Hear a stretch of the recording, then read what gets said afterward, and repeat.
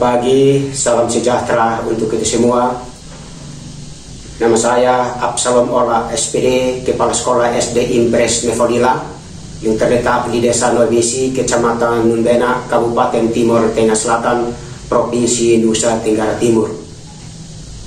Pada pagi hari ini, saya akan menyampaikan hal-hal yang berkaitan dengan rencana pengembangan sekolah. Jadi, setiap sekolah itu harus memiliki rencana pengembangan ke depan, apa yang harus dibuat oleh sekolah itu demi untuk memajukan sekolah itu ke arah yang lebih baik ke masa-masa yang akan datang. Oleh karena itu, pada saat ini saya akan menyampaikan pelaksanaan rencana pembangunan pengembangan sekolah atau RPS. Latar belakang: Sekolah Dasar Impres Nefodila adalah satuan pendidikan yang didirikan berdasarkan atas aspirasi masyarakat di Desa Noibesi, Kecamatan Numbena pada tahun 1995. SD Impres Nefodila merupakan SD yang ada di Desa Noibesi untuk mendukung pelaksanaan kegiatan proses belajar mengajar di desa tersebut. Kemudian, pendidik dan tenaga kependidikan semenjak berdirinya SD Impres Nefodila dengan jumlah tenaga pendidik sebanyak 6 orang yang mana memiliki kemampuan dan kualifikasi pendidikan yang berbeda-beda. Namun, untuk kompetensi kelulusan rata-rata lulusan dari SD Impres Nefodila sangat memuaskan. Setiap tahunnya sekolah kami tidak pernah ketinggalan dari SD-SD yang berada di Kecamatan Numbena.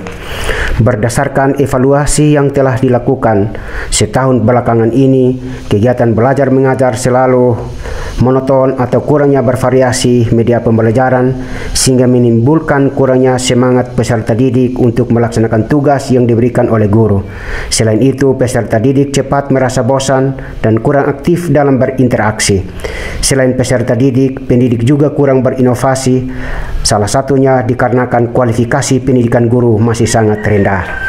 Melihat permasalahan yang terjadi dalam pengembangan media pembelajaran yang monoton disebabkan kurangnya kualifikasi pendidik yang masih rendah, diharapkan setelah meningkatkan kualifikasi pendidikan ke strata S1, pendidik lebih kreatif, inovatif untuk mengembangkan atau menciptakan media pembelajaran yang lebih bervariatif dan menarik sehingga peserta didik lebih bersemangat, aktif dan antusias untuk mengikuti kegiatan belajar mengajar. Dari latar belakang di atas, maka dibuatlah rencana pengembangan sekolah dengan judul meningkatkan kualifikasi pendidikan guru yang masih sangat rendah. B. Tujuan dari RPS. Tujuan bagi pendidik yaitu 1. Meningkatkan kualifikasi pendidikan guru ke strata S1. 2. Meningkatkan kemampuan pendidik dalam mengembang materi pembelajaran. Yang ketiga, menumbuhkan semangat peserta didik dalam mengikuti proses belajar mengajar. 2. Tujuan bagi kepala sekolah: 1. Menambah wawasan kepala sekolah. 2. Memahami tugas pokok dari kepala sekolah. Yang ketiga, mengetahui kompetensi kepala sekolah berdasarkan AKPK. 4. Mengimplementasikan kompetensi kepala sekolah. C. Indikator keberhasilan. Adapun indikator keberhasilan sebagai berikut: 1. Menyiapkan biaya studi. Yang kedua, menyelesaikan studinya tepat waktu. Yang ketiga, menyiapkan waktu untuk melanjutkan studi. Berikut langkah-langkah kegiatan yang dilakukan untuk keberhasilan pelaksanaan rencana program sekolah atau RPS. Sebelum pelaksanaan program pengembangan sekolah dilakukan, kepala sekolah dan para guru melaksanakan rapat terlebih dahulu untuk membahas hal-hal sebagai berikut. 1. Pertemuan awal dengan Dewan Guru.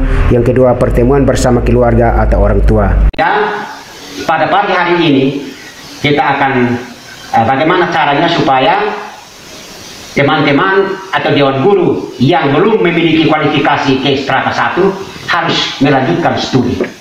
Nah, oleh karena itu, mungkin melalui kesempatan ini kita tahu bahwa ada 2 teman guru atau 3 teman guru yang sementara ini belum menyelesaikan studi di S1, maka saat ini saya akan memberikan kesempatan kepada teman-teman untuk bisa menyelesaikan studi di S1. Karena kualifikasi sesuai dengan Undang-Undang Guru dan Dosen bahwa yang berdiri di depan kelas adalah harus sudah sarjana atau S1. Sehingga di sekolah kita ini masih terdapat 3 orang teman yang kualifikasi pendidikannya belum sarjana. Maka saat ini saya akan memberikan kesempatan sepenuhnya kepada teman-teman untuk bisa menekuni atau menyelesaikan studi ke strata S1. Dan oleh karena itu, mungkin sebentar ini juga kita akan mencari jalan keluar. Kira-kira biaya atau dana yang digunakan untuk bagi teman-teman untuk bisa melanjutkan ke S1, kira-kira dananya dari mana atau biayanya dari mana? Baik, terima kasih Bapak. Kalau dari saya siap untuk melanjutkan ke S1. Iya, terima kasih Ibu. Terus Ibu Silvi, kira-kira tanggapan Ibu bagaimana? Terima kasih Bapak. Kalau menurut saya siap untuk melanjutkan ke S1. Ya, terima kasih. Ibu Odi, kira-kira bagaimana tanggapan Ibu tentang rapat kita pada saat berkaitan dengan mau melanjutkan studi ke S1? Terima kasih Bapak, saya siap untuk melanjutkan. Iya, baik, terima kasih. Jadi jawaban daripada teman-teman siap untuk melanjutkan studi ke strata 1. Mungkin teman-teman atau Bapak Ibu, mungkin sekarang kita akan lanjut dengan rapat dengan keluarga bagi ibu-ibu guru yang kualifikasi pendidikannya masih belum S1 atau masih SMA. Maka saat ini kita akan rapat bersama dengan keluarga atau orang tua untuk kita bisa mencari jalan keluar bagaimana caranya untuk mereka bisa melanjutkan studi ke S1. Nah, oleh karena itu supaya keluarga atau orang tua juga mengetahui bahwa tuntutan pendidikan sekarang ini sesuai dengan Undang-Undang Guru dan Dosen, Undang-Undang Nomor 14 Tahun 2010, bahwa guru yang berdiri di depan kelas itu baik itu SD, SMP maupun SMA, itu latar pendidikannya sudah harus sarjana atau S1. Dan oleh karena itu kita akan saat ini pun saya harus mendengar langsung dari pihak keluarga sebagai pendukung keberlangsungan studi bagi teman 3 orang ini, sehingga sebentar ini juga kita akan mencari jalan keluar atau solusi apabila mengalami kendala dalam hal biaya. Dan oleh karena itu saya dahulu dari Bapak Kono, Bapak Gasper sebagai suami daripada Ibu Silvi. Kira-kira tanggapan dari Pak Gasper tentang kelanjutan studi dari Ibu Silvi kira-kira bagaimana? Apakah siap untuk dia melanjutkan studi ke jenjang S1 atau bagaimana? Kesempatan saya berikan kepada Pak Gasper. Baik, terima kasih Bapak. Mungkin dari kami sebagai pihak keluarga, ini kami mendukung untuk melanjutkan studi. Tetapi ya mungkin secara moral ini keluarga pasti mendukung, tapi secara material pasti mereka masih lemah seperti itu. Masih lemah ya. Maka itu kami bicarakan dengan keluarga, ya mungkin dengan hal ini maka kami sampaikan kepada Bapak untuk membantu kami dalam hal mencari jalan keluar untuk masalah biaya, ya seperti itu. Mungkin itu saja Bapak. Iya, baik, terima kasih kepada Pak Gasper yang sudah memberikan tanggapan positif bahwa siap untuk mendukung istri atau mendukung ibu untuk melanjutkan studi ke jenjang S1. G. Evaluasi. Pendidik di SD Impres Nefolila berdasarkan evaluasi yang telah dilakukan oleh kepala sekolah masih memiliki kekurangan kemampuan dalam proses belajar mengajar dalam sehingga berdampak kepada kurangnya kreativitas dan inovasi dari para guru untuk mengembangkan media pembelajaran yang bervariasi. Setelah mereka menyelesaikan studi, sudah terlihat peningkatan kreativitas dan si pendidik untuk membuat media pembelajaran yang lebih menarik. Dan setelah dilakukan monitoring kepada guru dan peserta didik, terlihat mengalami peningkatan kemampuan guru untuk mengembangkan media pembelajaran dan peserta didik lebih semangat untuk mengikuti kegiatan belajar mengajar atau KBM.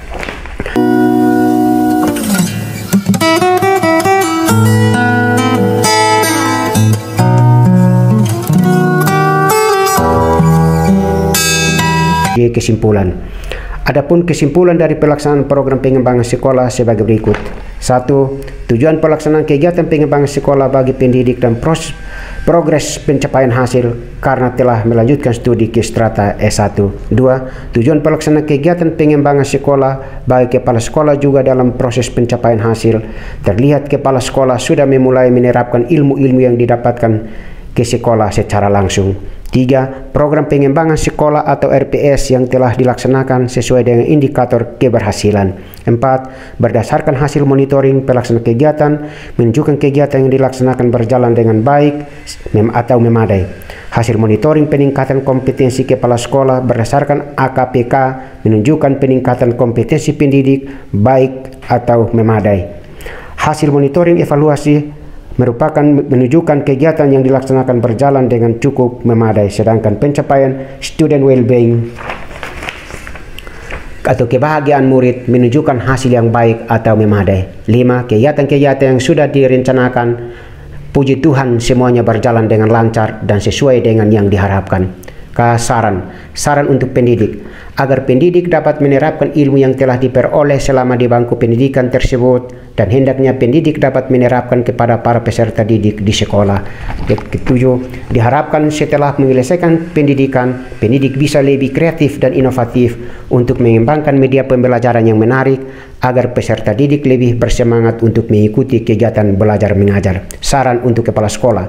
Saya selaku kepala sekolah akan menerapkan ilmu yang telah didapatkan selama diklat ini ke satuan pendidikan saya, khususnya berbagi ilmu pengetahuan kepada pendidik, dan saya akan menjalankan tugas sesuai dengan tupoksi kepala sekolah serta kompetensi kepala sekolah. Demikianlah hal-hal yang saya sudah sampaikan.